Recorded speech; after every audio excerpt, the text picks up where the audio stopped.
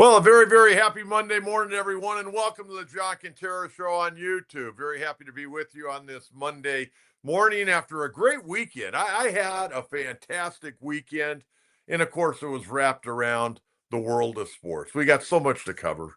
Man, I had a great Saturday. I'm going to share that with you throughout the course of the program. We're going to get into our Padres. We're going to talk a little bit about everything: Army, Navy, the Heisman, my Saturday night that I spent up at the new Front Wave Arena. Fantastic night.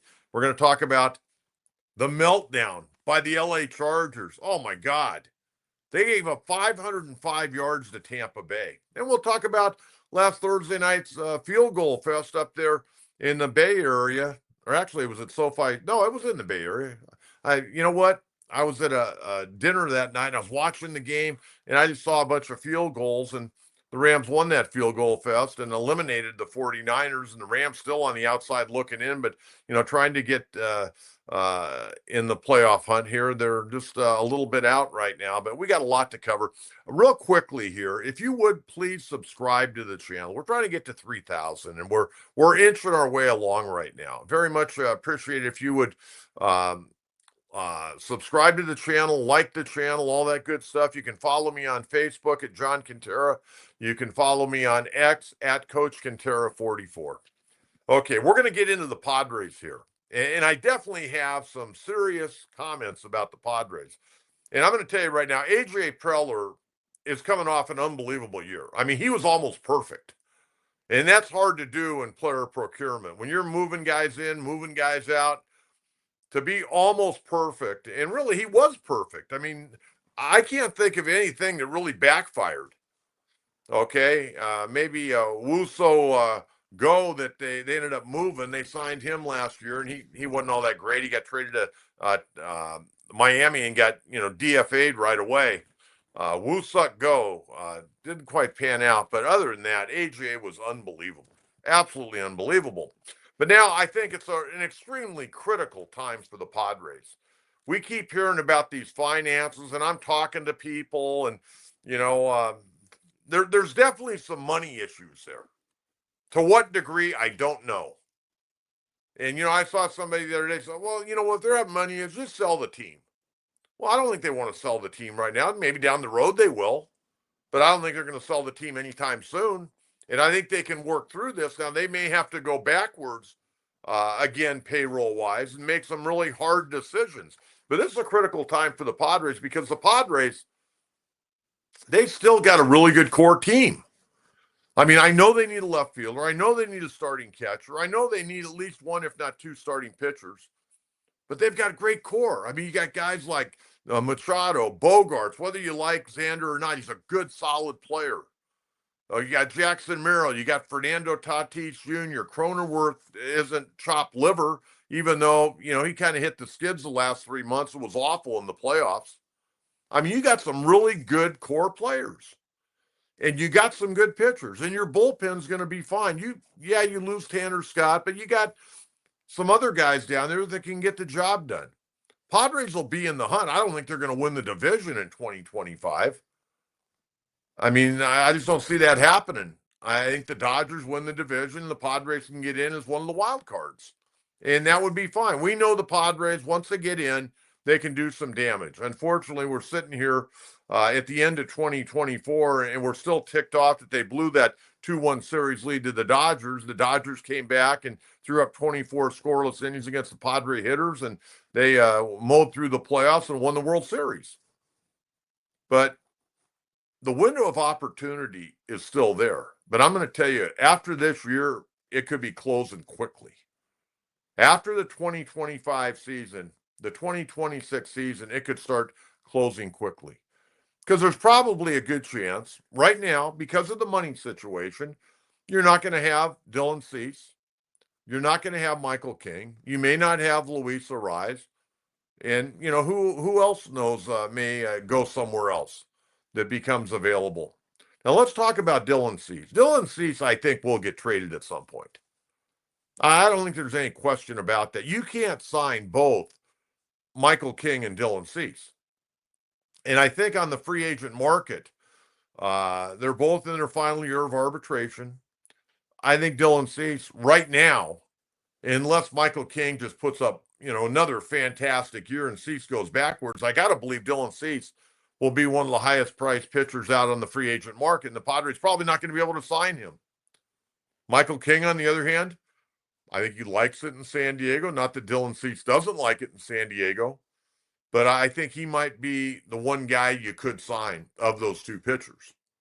And really, the Padres need to make a deal. It's not that they just want to discard Dylan Cease. They do know that they're probably not going to re-sign him, but the Padres need help. I mean, I don't know what's going on with Jerks and Profar right now. I mean, is he going to sign tonight? Is he going to sign tomorrow? And the other thing about Profar, other than some comments last week at the winter meetings, nobody seems like they're talking a whole lot about Profar other than he was linked maybe to the New York Yankees. And that's all I've heard. And I didn't even hear years or money. I would imagine behind the scenes, the Padres are trying to deal with his agent and trying to work out a friendly deal. I think it has to be a deal that both parties can be happy with. And again, you can't give this guy $12 to $16 million coming off a career year because down the stretch, he wasn't very good. He had a rough go the last 3 months and didn't have a great playoff. He hit 280. He's a 245 career hitter in 11 years in the big leagues. You going to bet that he's going to do what he did in 2024 again ever in his career? I'm not. And I like Profar. I'm not trying to run him out of town. It's just the Padres have a budget and they got to stick to the budget. And really, when you look at the catching position, they may need two catchers. I mean, how do you feel, Padre fans, about Camposano being one of your two catchers? He lost his job last year and ended up in AAA at the end of the year. And Brett Sullivan, a nice player, but he's a 4A guy. He's a nice guy to have in AAA. When somebody goes on the IL, you bring him up and he plays for 10 days or 2 weeks. That's what I think. What do you think? And we've got all those comments at the bottom of our YouTube page. So use that. I'd like to hear what you have to say. But I really do think Dylan Cease is a short term. I don't think he'll get to spring training with the Padres. We'll wait and see. Maybe the Padres will wait until somebody on another team goes down with a Tommy John, and then that team is willing to pay a whole lot more. But I think AJ right now would like to trade him because he's got to figure out who's playing left, who's catching, and who else is going to be in the starting rotation. And I know they've got some in-house candidates. We talked about that last week in our podcast. The Matt Waldrons of the world, the Johnny Britos, the Randy Vasquez. There could be, Brian Hoeing could get an opportunity. We'll have to wait and see. But they're going to talk to all these guys, tell them to come in the best shape of their life, and see where it goes. Okay, now the next thing, aside from Dylan Cease and Michael King, and I'll get back to King in a minute, is Luis Arraez. Now, here's the story with Luis Arraez. Arraez is a great player. There's no question about it. But I think a lot of scouts would tell you he's a defensive liability at second base. And maybe he is. And the other problem with Arraez is he has to work, and last year wasn't a great indicator because I think normally he's a little bit better at taking pitches, working counts. Last year, he was very hitterish and wanted to swing all the time.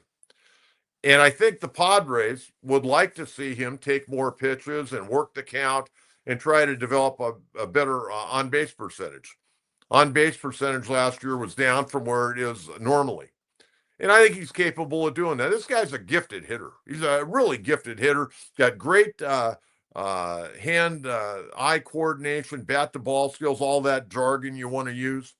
I mean, it's a lot of fun to watch him hit. He's not Tony Gwynn, though, okay? Let's put that to rest. I don't need to read one more article or hear one more quote about he's Tony Gwynn. I don't care if he wins 10 more batting time. He ain't Tony Gwynn. Tony Gwynn had a lot more power. He could turn on a pitch if he had to. And, he can rocket doubles. And, Arraez is a great player. Don't get me wrong. Great hitter. Great hitter. And I enjoy watching him play. But the ball didn't jump off his bat like it would with Tony. And Tony won 8. Arraez is almost halfway to Tony. And we'll see where it goes. I think it's amazing that he has won 3 straight batting titles with 3 different teams. What gives there? Why do they keep moving this guy? And the Padres may move him before this year. But here's the question I would have for you. If you're AJ Preller and you're the front office of the Padres, how much money are you going to give Luis Arraez, a guy that's not going to hit probably even close to 10 home runs?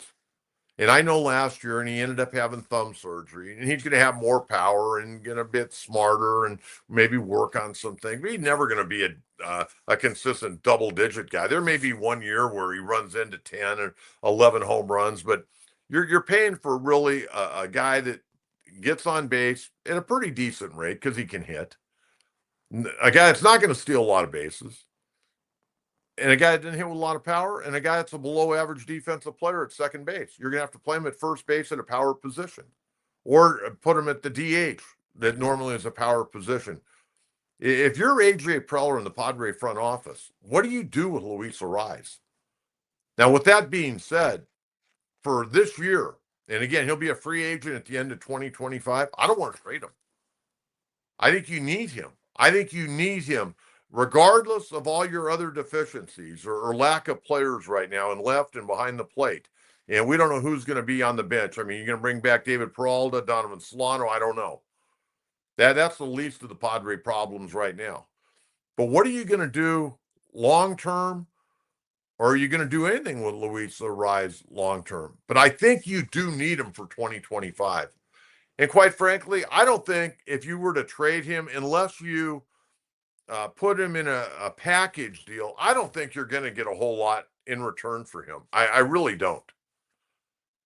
So, you may get a couple of minor leaguers, maybe, a backup outfielder or somebody that could help you coming off the bench. But I don't see you getting a whole lot for Luis Arraez. That's me.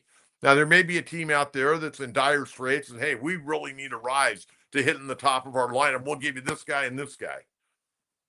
But I think for 2025, the Padres need to hang on to him. As far as Dylan Cease, I think he's as good as gone. Now, Michael King, of the two pitchers, I personally watch Michael King very closely, and I like him. Now, he throws across his body, which isn't good for long term because guys, a lot of times they break down when they throw against that front leg and around that front leg.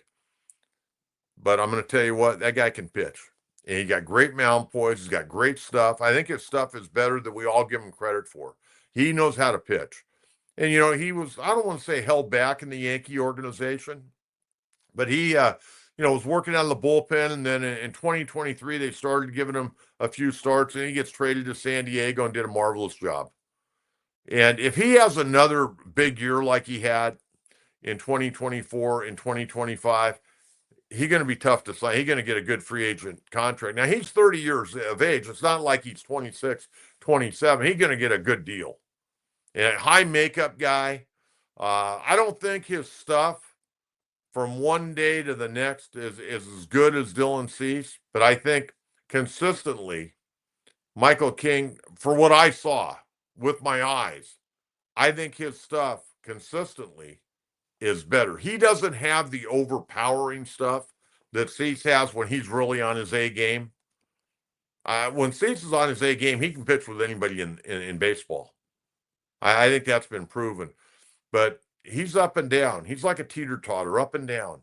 When he's really on, unhittable. If he's off, sometimes I think he takes himself out of the game mentally myself. Just watching his mound presence. It looks like he gets frustrated fairly easy. Like, here we go again. That's what I'm seeing. I don't know. What are you seeing? I'm asking you. Okay? But Michael King, I think the Padres have a shot, but I think a lot of it really depends on, what goes on in 2025. And who knows? Maybe he'll be the guy they end up trading. But I think they want to keep him and probably move Cease because I think right now the baseball market looks at Dylan Cease as a higher commodity than Michael King. I'd take either one personally because I think they're both outstanding pitchers. Okay, long-term contract for Jackson Merrill. Kind of going back a few years ago when we talked about Fernando Tatis after the first offseason or the second offseason, and they got the deal done. And I still think that deal, that's one of the best deals in baseball, especially when you see what some of these other guys are signing for. Soto, I'm still laughing about that. I'm absolutely laughing about that. That was such a massive overpay, believe it or not. And I look at Fernando's contract. Padres got a bargain there, and I think everybody in baseball realized, man, if Fernando could stay healthy, what a bargain. But as far as Jackson Merrill, I don't know if the Padres will pull the trigger this offseason, but what I do think they will do, and my camera's moving around a little bit because I'm getting all fired up. Uh, I really think that they will talk to he and his agent, but I'm not sure they're going to be able to, if they're going to work out a deal this year or they'll wait until after his second year in the big leagues. But I think the Padres are going to try to work it out to where they don't have to pay for those arbitration years. I think that's probably something that they're looking to do. Um, Roki Sasaki. Okay, we're going to have a lot of Roki Sasaki updates between now and when he signs. And probably not going to sign until at least January 15th, from what I understand. Now, I know the other day, everybody got all hot and bothered all over baseball, except in Los Angeles, that Roki Sasaki was in Orange County. He was in Manhattan Beach. He was thrown at Maricosta High School. Well, a couple of things. This week, Roki Sasaki and his agent, his representation, Joel Wolf, they're going to meet with a lot of different teams. And then Sasaki's going to go back to Japan for the holidays. And then he will come back and they will sit down and start, visiting different ball clubs and their organizations and find out exactly what those organizations are all about. At some point in time, I expect him to be in San Diego. Padres are right there. I mean, they've got more than a puncher's chance. I think it's the Dodgers and the Padres and everybody else. Maybe Seattle jumps in. Seattle's had a great run with Japanese ball players, foreign ball players. They could be a player. You really want to play in Seattle? And Seattle's a beautiful city. But if you got to pick San Diego or LA or Seattle, you got to come to America's finest city, don't you? But anyway, Sasaki was thrown on Friday up at Maricosta High School, Manhattan Beach, and everybody got all hot and bothered. Well, Joel Wolf, his agent, his office is in LA, so that made it easy. And it's close to his office and all that good stuff. And you know what? He may end up going to the Dodgers. I mean, are we going to be shocked if he goes to the Dodgers? Hell no. If he comes to the Padres, we're going to be very, very excited. If he doesn't come to the Padres, we're going to be extremely disappointed. I mean, really, when you look at it, now I mentioned the window for 2025, and after 2025 it closes. It'll close a lot quicker if Sasaki's not a member of that staff in 2025 and 26. Got to get that guy. Got to find a way to get that guy. We'll see where it goes. But again, they're going to start meeting with ball clubs this week in Los Angeles. And then he's going to Japan. And he's coming back and going to, I think, jump around to different teams and cities that he's interested in. So that's what we know right now. Okay. I want to get to my Saturday. I told you last Friday it was going to be kind of a sad day for me because the last 3 years I'd gone to the Army Navy game compliments. I was on scholarship by USAA, and I saw they re-upped their sponsorship at the Army Navy game, and I can see why. They love it, and Army Navy have them. They love being a part of it with USAA. So, anyways, my wife and I, we sit in front of the TV. And two guys I love and I've met and I've had on my radio show, Brad Nessler, the play-by-play guy, and Gary Danielson. All those guys have been doing it a long time. And they've done a million Army Navy games. For many years they did the SEC, and now, they come out here and do games on the West Coast because they don't have the SEC any longer. But they do the Army Navy game. 125th edition. So I sat there, I watched the Open, watched all the pageantry of the Army Navy game. And then I watched Navy, who was about a 6.5-point underdog, just come out and beat up Army. Army was 11-1. They were number 22 in the country, going to a bowl game. And then Navy got off to an early start, winning a bunch of games. They had 8 wins. They ended up going 8-3. So they were struggling coming in, but man, I'll tell you what, they played one hell of a football game, and they knocked Army all over the place. Won the game, 31-13. Midshipmen snapped their 2-game losing streak. Navy 378 total yards. Army was held to only 178, and that Navy junior quarterback, Blake Horvath, oh my goodness gracious, he ran all over the field. Again, only a junior. He'll be back next year. Blake Horvath, 4-9 pass on 107 yards, 2 touchdowns, but he carried the ball 25 times for 204 yards and 2 touchdowns. And they were talking, it was funny, Gary Danielson was talking about, well, Eric Heidenreich, who's kind of their big playmaker, hadn't done anything, and about 2 plays later, he catches a pass for a 52-yard touchdown.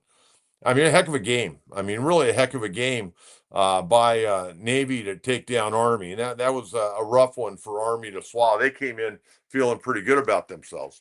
So then that game got over, I don't know, around 3:30 or so.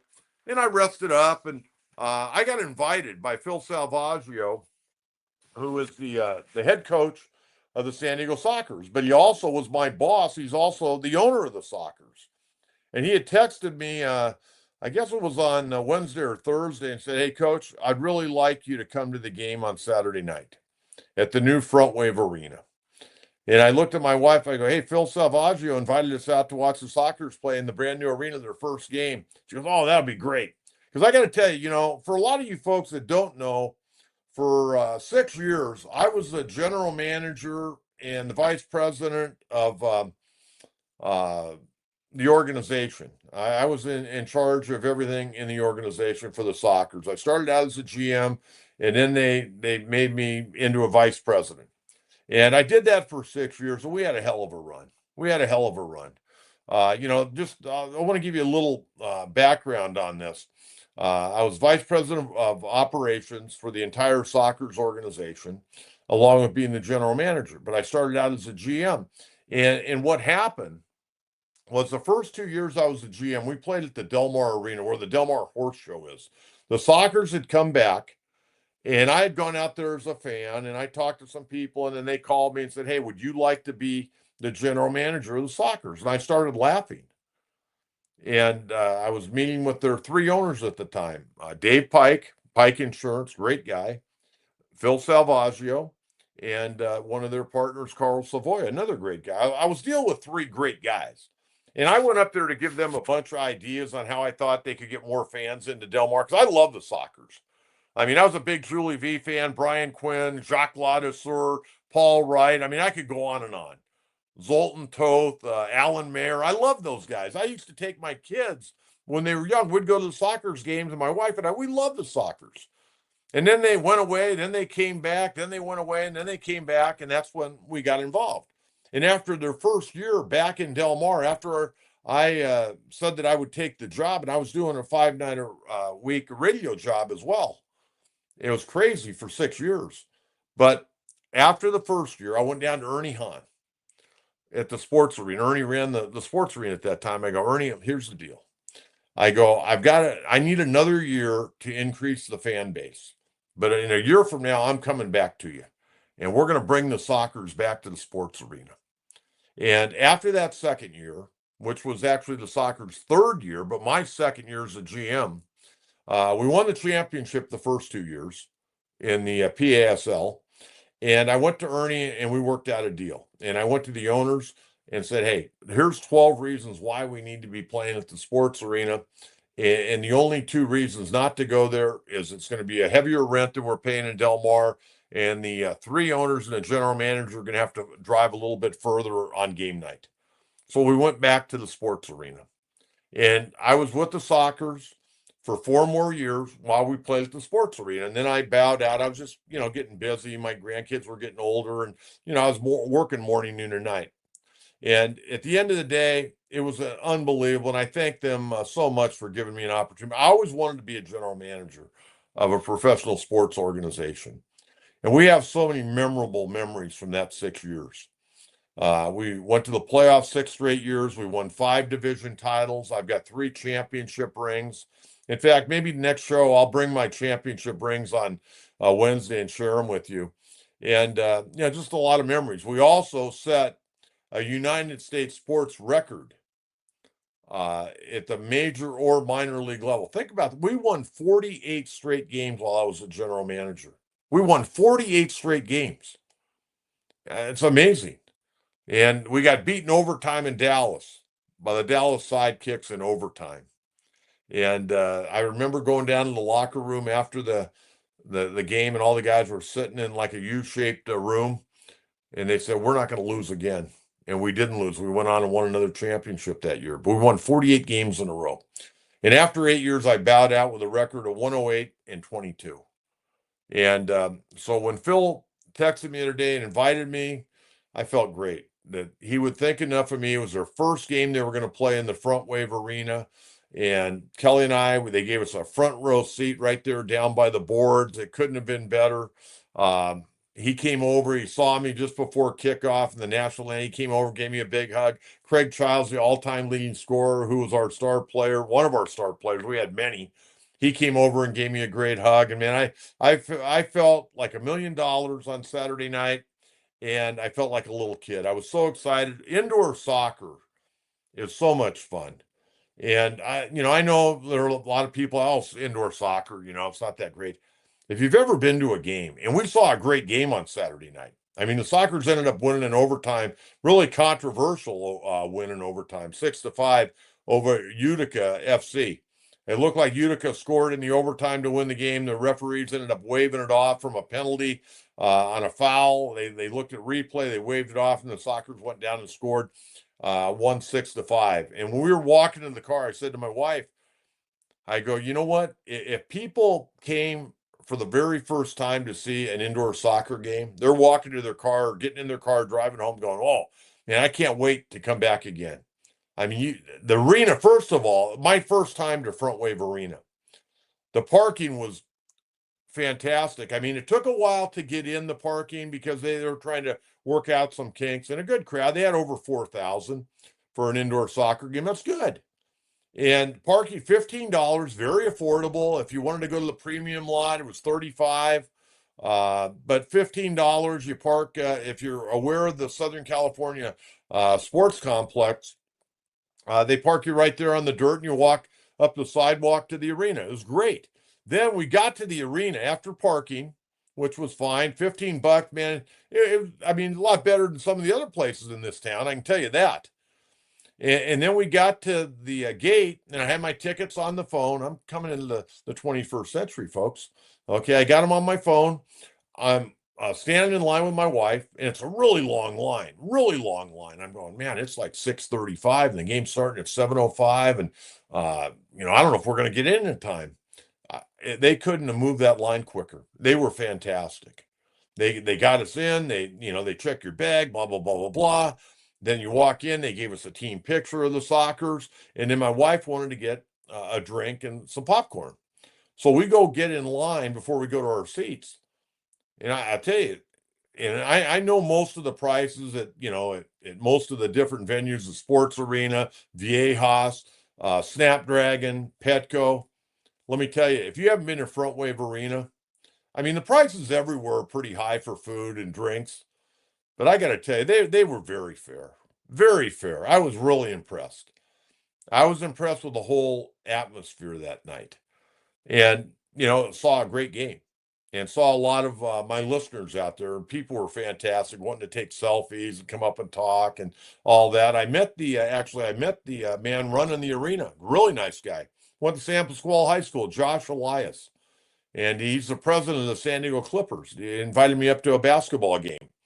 But if you haven't been to the Front Wave Arena, and they've got, the Sockers are playing there, the San Diego Clippers in the G League, and the Strike Force. And I'll be going up there quite a bit because the Strike Force, I do those games with Steve Quist. And they've got all kinds of concerts, events. And I'll tell you what, man, it was cool. And I sent Phil Salvaggio on Sunday a message just thanking him. It was really, it really meant a lot to me. Because I put my heart and soul into that Sockers organization for 6 years, and it was crazy.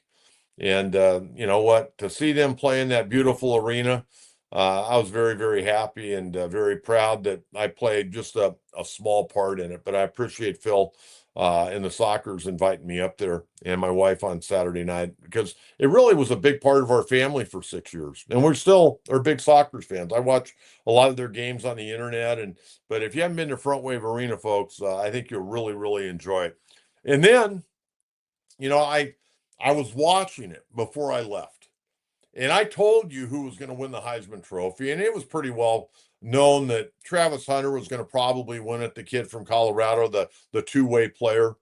But I was so excited about getting to the Sockers, and we were waiting in line for the parking. I never went on my phone until after the game. I told my wife, I go, yeah, I don't even know who won the Heisman Trophy. I've been so fired up. And I was watching the show at home just before we left.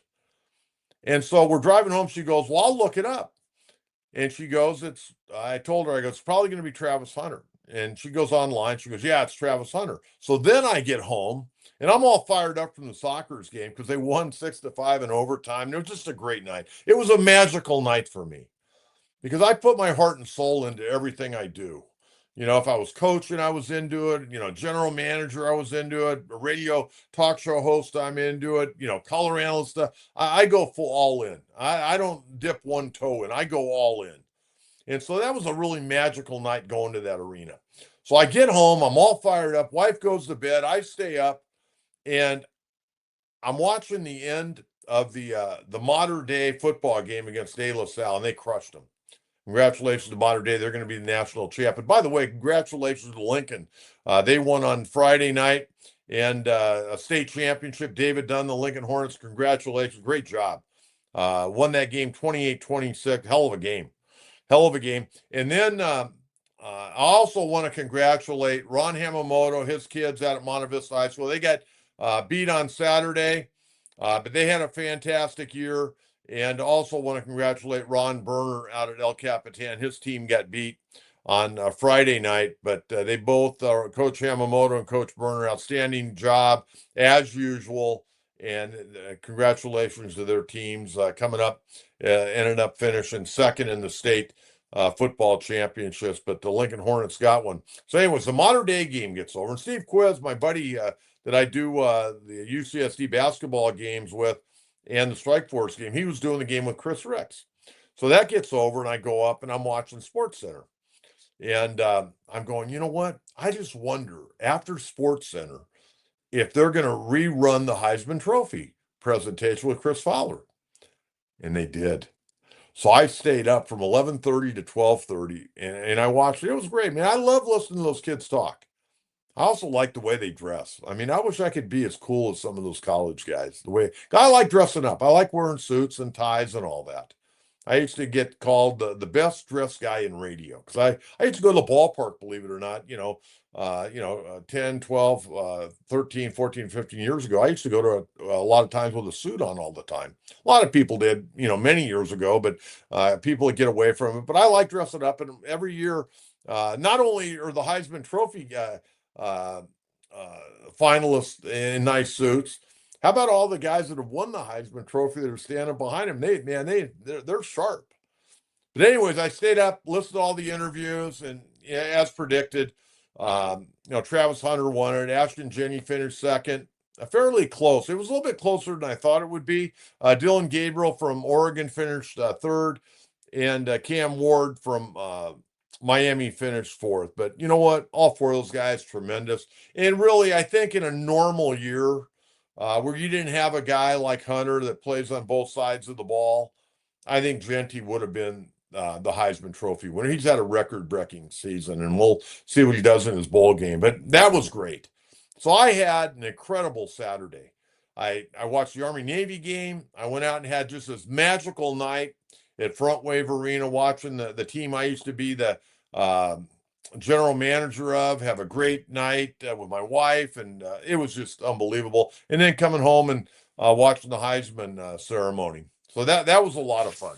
Okay, now, some other stuff I want to get into before I get out of here is I want to talk a little bit about the Chargers. I've been saying all year long, and I know, we have some people that still follow the Chargers. Okay, more power to you. But this team, I don't know about them. I think in the offseason, they're going to have to shore some things up. Well, that's normal for the Chargers, but they're 8-6. On Sunday, they're leading at halftime over Tampa Bay, who, by the way, I think Tampa Bay is pretty good. And Tampa Bay right now is going to probably win a division title unless they fall flat on their face. But they got some offense or defense and stuff. But the Chargers are winning the game 17-13 at halftime. And then they come out and they don't score a point in the second half. And man, I'll tell you what, Baker Mayfield, Bucky Irving, that young running back, and the Hall of Fame someday wide receiver, Michael Evans, they torched the Charger defense. I mean, looking at the numbers, the final score, by the way, was 40-17. I mean, the Chargers led 17-13 at halftime. They get beat 40-17. Now, that's an ass kicking. Okay, no matter how you look at it. Tampa Bay had 505 total yards, 223 rushing. Chargers, they had a total of 206 total yards. I mean, you got I think, one of the better quarterbacks in the league. I like watching Justin Herbert. I wasn't a big Herbert fan when he was coming out of Oregon. And I'm not a Charger fan, but I like watching that kid play. He's a damn good quarterback. But, man, he needs a little more help. Now, the receivers aren't bad. I think that the receivers have gotten better. Johnston, their former number 1 draft picks, had a pretty good year. He still has the occasional drop. Ladd McConkey, good player, rookie. Palmer, good player, still developing. But they have no running game. J.K. Dobbins is out. Gus Edwards is more of a situational guy. But the Chargers, what do you say? They're 8-6, but like I said before, they haven't beaten anybody. I mean, really, their best win of the whole year is against the Denver Broncos. And they've got a big game on Thursday night going against Denver. I mean, Denver's playing good football. And the Chargers, now here's the deal. If the Chargers can win that game, depending on what happens down the stretch, I mean, the Chargers got the Broncos at home. Then they're on the road to New England. Even though New England's not very good, that's going to be a tough game going to New England, to Foxborough. And then they finish against the Raiders. Man, you know what? A year ago today, Tom Telesco got fired as the general manager of the Chargers. And he, shortly after that, got the job with the Raiders. And I'll probably see Tom at the Holiday Bowl. The last 3 or 4 years, I've run into him and had great conversations with him, but they can't keep Antonio Pierce. They got to go get a real head coach. Antonio Pierce ain't a real head coach. He kind of fell into that job, but I think they got to go a different direction there. But the Chargers, where they're at right now, they've got to kind of figure some things out. And Jim Harbaugh, I think overall has tried to change the culture there. But at the end of the day, I think they're going to have to, beef up that defensive line. Teams are running against the Chargers far too much right now, and that's just not going to get it done. You got to be able to stop the run. And when I watched the game on Sunday, I mean, flat out, Tampa Bay's pretty good. They got a good offensive line. They pounded the football. They had 223 yards rushing against that Charger defense. And, you go back and look at the Broncos.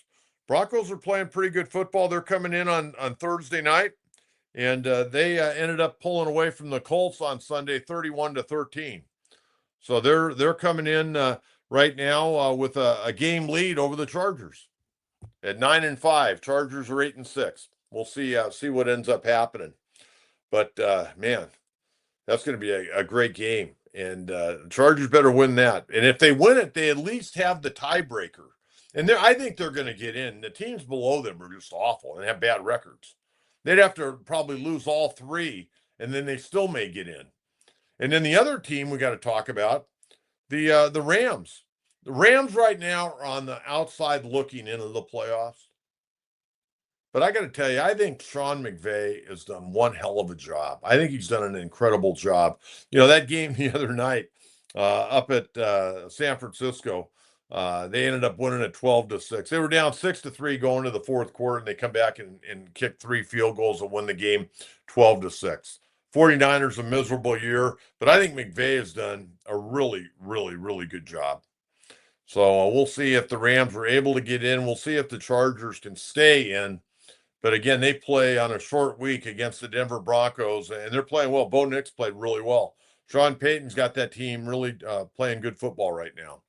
So we'll see what happens. Yeah, I've given you plenty to think about. Again, I want you to type in any of your questions or comments at the bottom of our YouTube page. And again, you can follow me on Facebook at John Kentera and on X at Coach Kentera 44. And we'll be back in on Wednesday morning. I hope you enjoy Monday Night Football. We got a doubleheader on Monday night, by the way. Monday night tonight, the old doubleheader. How about this one? How's this grab? You got the Chicago Bears going against Minnesota. You got two USC quarterbacks, Caleb Williams, Sam Darnold going at it. That game starts at 5. And then the second game, another snoozer. You got Atlanta 6-7 taking on the 2-11 Las Vegas Raiders. But you know what? It's football, man. I'll be watching, and you know what? I bet you will be too. Hey, until Wednesday morning at 9:30, Coach John Kentera, have a good start to your week. Thanks again for tuning in. Bye-bye.